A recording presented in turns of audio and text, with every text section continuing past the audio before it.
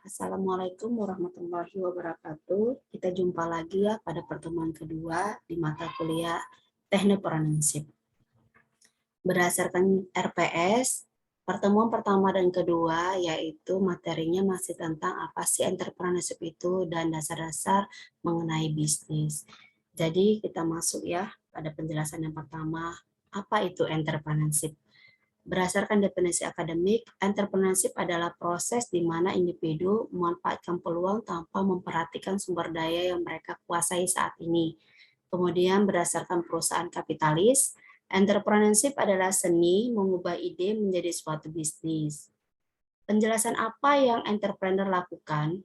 Entrepreneurs merancang dan mengintegrasikan seluruh sumber daya yang dibutuhkan, baik uang, sumber daya manusia, bisnis model, strategi, untuk mengubah suatu penemuan atau ide menjadi suatu bisnis yang layak.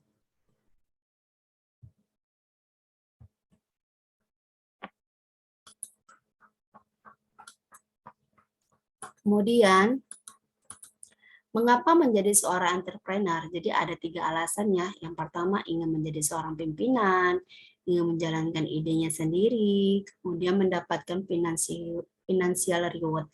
Jadi bagi kalian mahasiswa yang sekarang berada di semester 8 ketika tamat dari perkuliahan, jangan cita-citanya hanya ketika tamat itu bekerja di suatu perusahaan ya, tetapi kalian juga harus berani untuk menjadi seorang entrepreneur. Apa itu tadi entrepreneur? Yaitu memiliki jiwa usaha dan juga ada teknologi di dalamnya. Jadi kita harus berani untuk membuka peluang untuk membuka suatu usaha. Seperti itu. Kemudian masuk pada karakteristik sukses entrepreneur, terdapat 4 karakteristik entrepreneurs yang sukses, yaitu semangat untuk berbisnis, fokus produk atau pelanggan, ulet meskipun gagal, eksekusi yang cerdas. Sifat umum dan ciri-ciri yang dimiliki seorang entrepreneur sukses, harus berani dalam mengambil resiko, seorang networker juga, motivasi untuk prestasi, kreatif, energik, penuh perhatian, sampai dengan menjadi seorang yang visioner. Ini adalah sifat umum ya dari ciri-ciri entrepreneurs. Kemudian ada dampak entrepreneurial terhadap inovasi dan lapangan pekerjaan. Kita lihat dari inovasi. Inovasi merupakan suatu proses dalam menciptakan sesuatu yang baru, yang utama dalam proses entrepreneurial. Kemudian beberapa penelitian telah menemukan bahwa bisnis kecil dapat mengungguli bisnis yang lebih besar dalam hal mendapatkan paten. Kalau kita lihat dari lapangan pekerjaan, bisnis kecil merupakan pencipta lapangan pekerjaan terbesar dari keseluruhan lapangan pekerjaan. Ini contohnya ada di Amerika Serikat ya. Dan mempekerjakan lebih dari setengah dari seluruh karyawan swasta di Amerika Serikat. Kemudian dampak entrepreneurial terhadap masyarakat dan perusahaan besar dari segi masyarakatnya, tersedianya produk dan jasa yang membuat hidup menjadi lebih mudah, meningkatkan produktivitas pekerjaan, meningkatkan kesehatan, dan menghibur diri dengan cara yang baru. Dari segi perusahaan besar, banyak entrepreneurial firms telah membuat model bisnis dan memproduksi produk dan jasa yang membantu perusahaan yang lebih besar menjadi lebih efisien dan efektif. Ada 4 langkah dalam proses entrepreneurial. Langkah yang pertama memutuskan untuk menjadi seorang entrepreneurial. Kemudian langkah yang kedua mengembangkan ide bisnis sukses. Langkah ketiga berangkat dari sebuah ide menjadi suatu bisnis. Langkah yang keempat mengelola dan mengembangkan bisnis tersebut. Jadi bukan hanya sekedar ada ide ya, tetapi kita harus juga ada actionnya. Dari ide itu kita kembangkan dia menjadi suatu bisnis.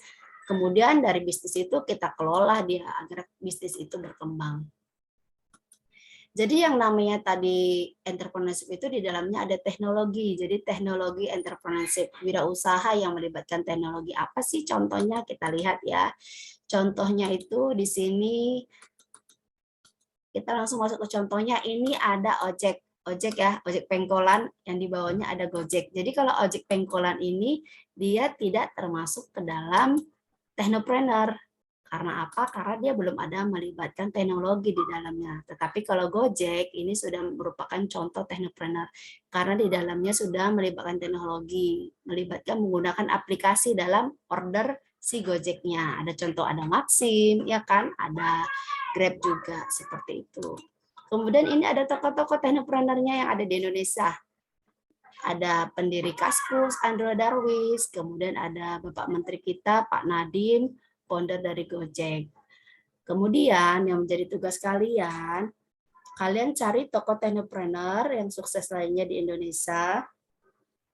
Kalian identifikasikan bagaimana dia merintis usahanya, apa saja tantangannya, kemudian dia itu membuka usaha dalam bidang apa. Itu yang menjadi tugas kalian di dalam pertemuan kedua ini. Tugasnya bisa dikerjakan per kelompok ya.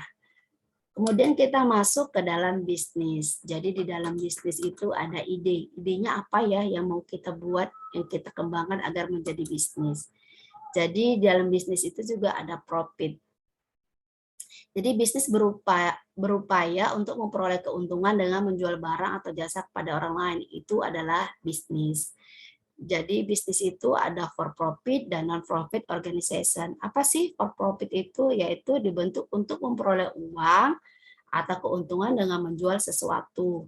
Kalau non profit dibentuk untuk menawarkan produk atau jasa dan tujuan mereka adalah bukan untuk menyalurkan keuntungan penjualan kepada pemilik bisnis, tetapi lebih mendukung maksud dan tujuan utama dari organisasi itu. Bagaimana sebuah bisnis menghasilkan uang?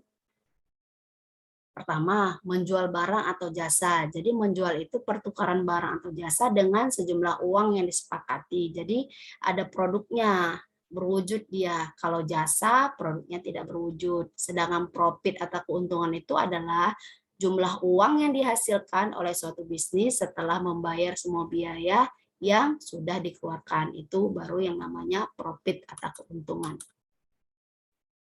Ini merupakan peranan dari bisnis ya. Jadi dia bisa untuk kualitas hidup, meningkatkan standar hidup. Kalau dilihat dari segi benefit society-nya, memproduksi barang dan jasa, memberikan gaji dan manfaat, membayar pajak, menyumbangkan uang dan barang untuk amal.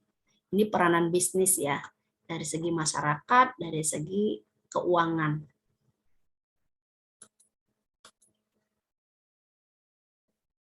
Kita masuk. Bagaimana orang dapat menghasilkan uang? Sebagian besar orang yang kaya adalah seorang business owner. Itulah sebagian besar orang yang kaya. Entrepreneurship dan risiko.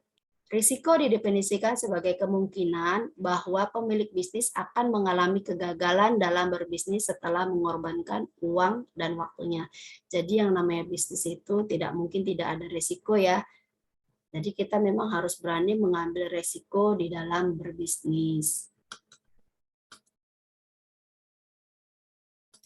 Masuk sesi selanjutnya itu ada yang namanya force in the business environment. Kita lihat ya, ada 7 kunci ya, rules-nya di dalam sukses, yaitu yang pertama itu ada stakeholder. Kemudian kita lihat dari analisis stakeholder, apa sih stakeholder itu? Jadi stakeholder adalah pihak-pihak yang mempunyai kepentingan dan pengaruh terhadap organisasi atau perusahaan. Kepentingan setiap stakeholders berbeda. Hal ini wajar karena posisi mereka berbeda-beda pula. Jadi stakeholder itu dibagi dua, stakeholder internal dan stakeholder eksternal. Kalau yang internal contohnya seperti apa? Dia ada contoh pemegang saham, karyawan, manajemen. Jadi dia itu dari dalam perusahaan. Kalau stakeholder eksternal contohnya itu ada pelanggan, pemasok, pemerintah, masyarakat, dan lain-lain. Seperti itu. Ini dari analisis stakeholder ya.